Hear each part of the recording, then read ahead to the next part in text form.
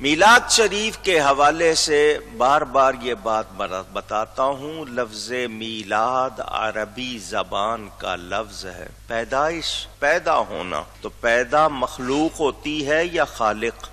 رب کی شان ہے، لم یلد ولم یولد، وہ کسی کی اولاد نہیں ہے، اس کی کوئی اولاد نہیں، وہ اس سے پاک ہے، نہ اس کو کسی نے جنا نہ اس نے کسی کو جنا۔ تو میلاد منا کر اہل سنت و جماعت یہی کہتے ہیں کہ ہم نبی کو بندہ مانتے ہیں، خدا نہیں مانتے۔ اگر خدا یا خدا کا شریک مانتے تو پھر میلاد نہ مناتے۔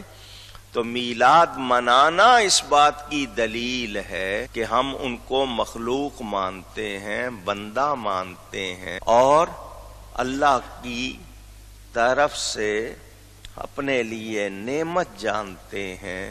تو وہ لوگ جو کہتے ہیں میلاد منانا شرک ہے، ان کو پاگل خانے میں داخل کرا دینا چاہیے، ان کو پتہ ہی نہیں ہے لفظ میلاد کا معنی کیا ہے۔ شرک تو تب ہوتا نا کہ خدا کا میلاد ہوتا اور پھر ہم کہتے بندے کا میلاد، تو برابری ہوتی، ایسا کوئی تصور نہیں، سوچا جا سکتا بھی نہیں۔ اب اس کے بعد شرک کا جواب ہو گیا، اب آتی ہے بات بدعت کی۔ بہت سے لوگوں کو یہ لفظ بھی پورا بولنا نہیں آتا، بدعت بولتے ہیں، پتہ ہی نہیں ہے لفظ ہے کیا۔